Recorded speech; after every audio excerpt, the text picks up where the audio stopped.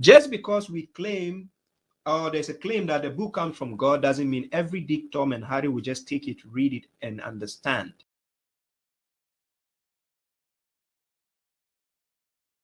The verses you find in the Quran here, it needs to be contemplated, not just read it and think you understand it. Contemplate it.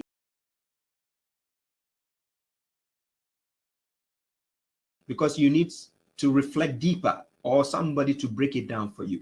Because you need to reflect deeper, or somebody to break it down for you. Because you need to reflect deeper, or somebody to break it down for you.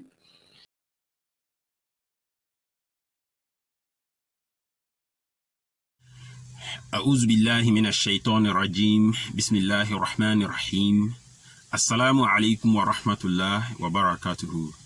May the peace and blessings of Allah be on us all. We have met again to expose the hadith rejectors, and today I am going to show you a video. And so last time I said that these guys, they hate the Prophet Muhammad sallallahu alaihi wasallam. It is their hatred that they have made it a belief. They have made their hatred a form of a belief and trying to draw people into it. So the Prophet Muhammad sallallahu alaihi wasallam was given the Quran. All of us, all Muslims, believe in that he was given the revelation, which is also known as Al-Quran. And according to the Quran, the Prophet Muhammad sallallahu alaihi wasallam has certain duties, several duties. One of them is to balligh ma unzila ilayka, that he should do balagha. He should declare whatever God has given to him. That is one of the duties that was given to the Prophet sallallahu alaihi wasallam. But there are other duties. For instance, he is al-Bashir, one who gives glad tidings. That means one of his duties is to give glad tidings, and it will be based on the Quran. That is the revelation that was given to him, that he will use as a Bashir, you know, as giving glad tidings. And he is also a Nazir. Nazir is to give warning of, you know, the Yawmul Qiyamah and so on and so forth. But there are also other duties that were given to the Prophet sallallahu alaihi wasallam.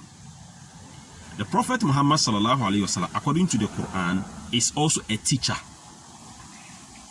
He is a teacher, and a teacher's work is to teach something that, for instance, a syllabus is given to him, and he comes to the class to teach the people about the syllabus for them to understand.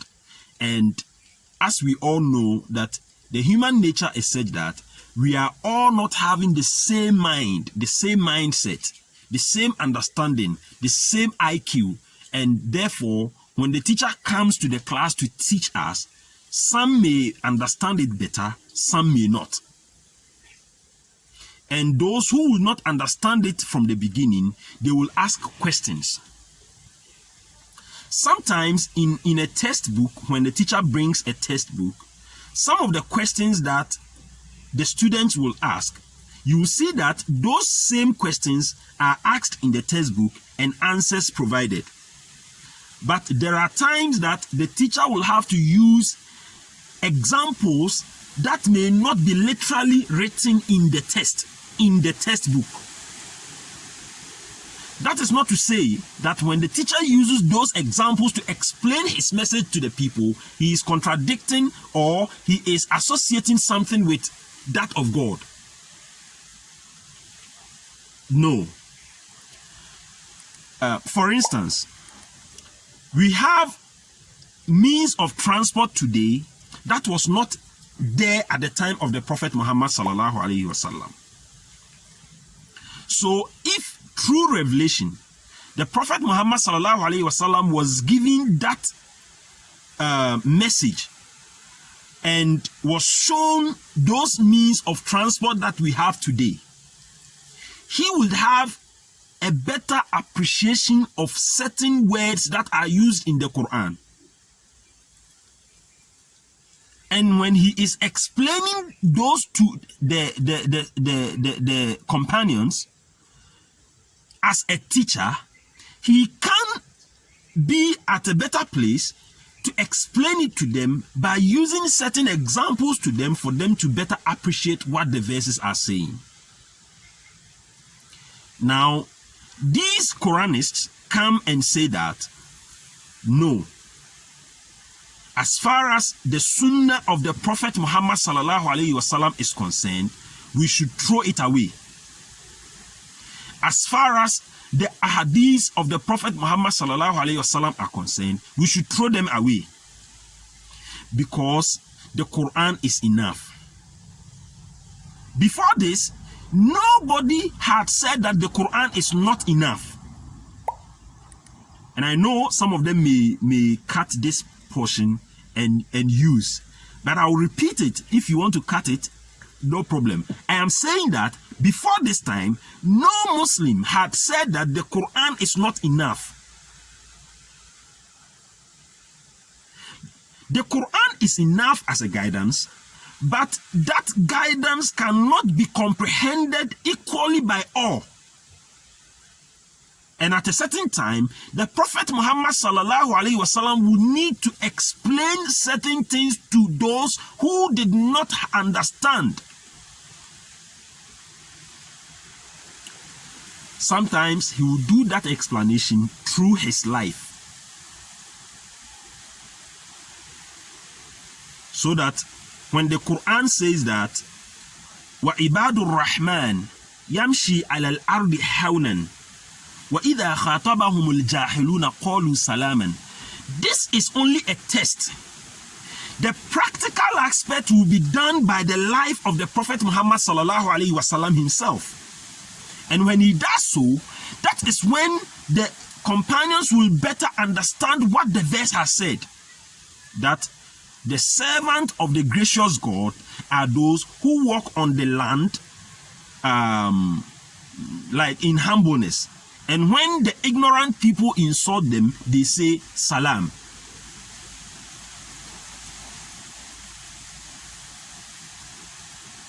So when these people tell us that no, the Prophet Muhammad sallallahu alaihi wasallam can in no way explain the Quran, then it means they are telling us that the Prophet did not live as a human being. But if he lived as a human being, then we should know that his life is an explanation of the Quran. Is this too difficult to understand?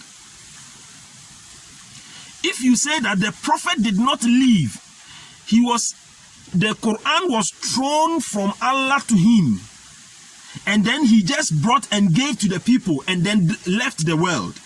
If that is what you are saying, then we have something to talk about. But if he lived as a human being, then just as every human being's life can be documented, so shall the Prophet's life can also be documented. And if it is documented, then it is the life that he lived, which is an explanation to the Quran. This should not be too difficult to understand. If you have a little understanding, this should not be too difficult to understand. I will not use insults like your people do. I'm going to show you a video and you hear him. For him, he is the most wise. He's even wiser than the Prophet Muhammad sallallahu alaihi wasallam, according to him. And therefore, anyone who doesn't accept his message is a fool, is a dumb, and is so on and so forth. So I'm going to show you some of the videos, and you'll understand what I mean when I say those things. So the Prophet used his life as an explanation. He used his words as an explanation. Now, these people are saying that no, we should not depend on the Quran, we should not depend on the Hadith. Yet, they tell us that they can also explain the Quran to us. They can help us to understand the Quran. You see why I say you should be careful, you should beware of these people. We should not depend on the Quran, on the hadith of the Prophet sallallahu alaihi wasallam. We should not depend on the sunnah of the Prophet sallallahu alaihi wasallam. And they are now coming to tell us that they can guide us to understand the Quran. And the reason why they can guide us to understand the Quran is that they have been able to translate the Quran. Allahu Akbar. The only reason why they can guide people to understand the Quran is that the Quran, they have been able to translate the Quran. And once they have been able to translate the Quran, that gives them the license to be able to help people to understand the Quran. But the Prophet who was giving the Quran, who was giving the revelation, to whom the revelation came on his heart, according to these people, he cannot explain the Quran. He did not explain the Quran, but he did not guide us to understand the Quran, but they can guide us to understand the Quran. Let us listen to this this so-called wise man, this man who claims to be wiser than the Prophet Muhammad sallallahu alaihi wasallam. Let's listen to him and come back.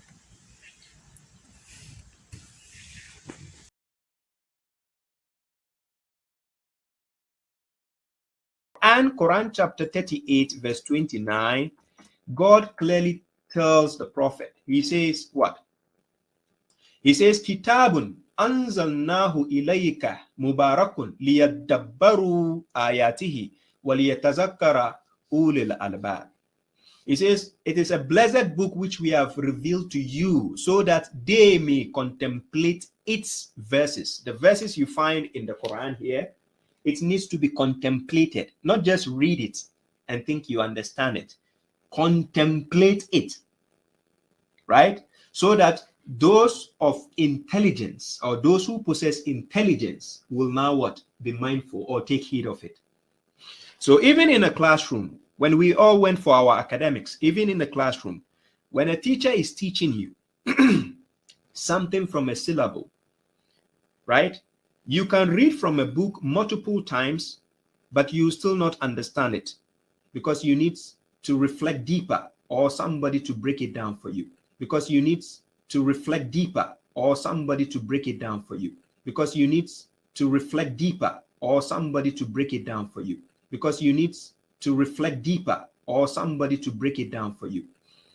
Just because we claim, or there's a claim that the book comes from God, doesn't mean every Dick, Tom, and Harry will just take it, read it, and understand. You understand?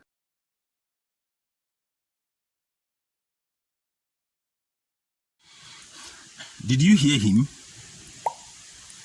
These are the group of people who are saying that we cannot have any guidance from the hadith, nor can we have any guidance from the sunnah of the Prophet Muhammad sallallahu alaihi wasallam. But they are saying that they can give guidance for people to understand, because the fact that the book is from God does not mean any Tom, Dick, and Harry can read it and understand it. But you say the Quran explains everything. So why can't they read it and understand it? It is because we are human, and as human, we do not have the equal understanding capacity. We do not have equal akal, and therefore we have to depend on people who understand the Quran better to appreciate the verses of the Quran. But the question is, who understands the Quran better than the Prophet Muhammad sallallahu alaihi wasallam himself, who was giving the book? When the Quran says that وَيُعَلِّمُهُمُ الْكِتَابِ, he will teach you the book. Who understands it better than he who received the revelation?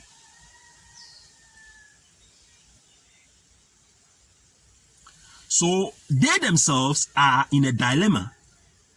They are fighting with their own subconscious mind, saying at one point within the conscious mind that, oh, there cannot be any guidance apart from the Quran. But within their subconscious mind, they are fighting with themselves and saying that, no, not every person can understand it. Not everyone can get the true understanding of that guidance. And therefore, they need an external help.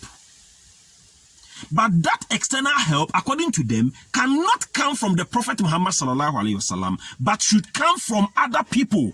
People who came 1,400 years and over.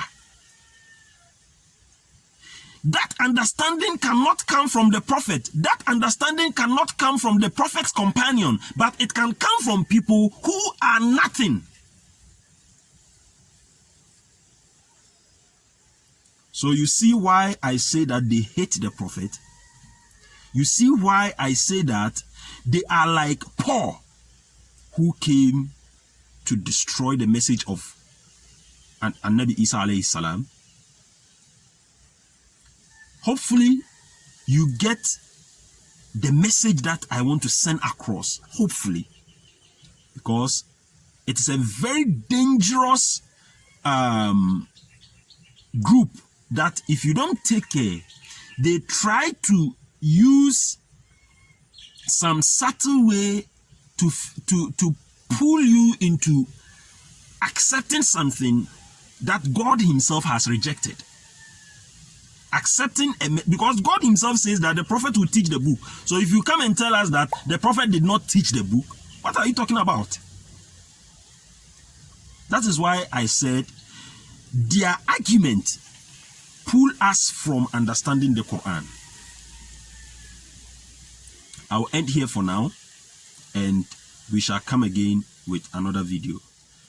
Please subscribe to my channel and share our videos for everyone to know, because we have not started yet.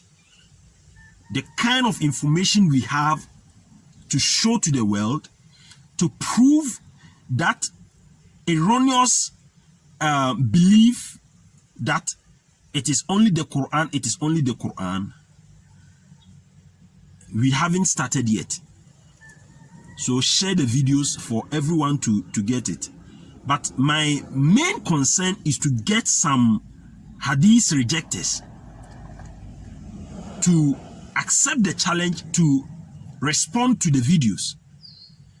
So far, they are afraid to do that, even because they say on their platforms that do not go on these people's platform, do not do this, and they will humiliate you and so on and so forth. But hopefully, some who are sincere will see the light and accept the truth. Wassalamu alaikum wa rahmatullah wa barakatuhu.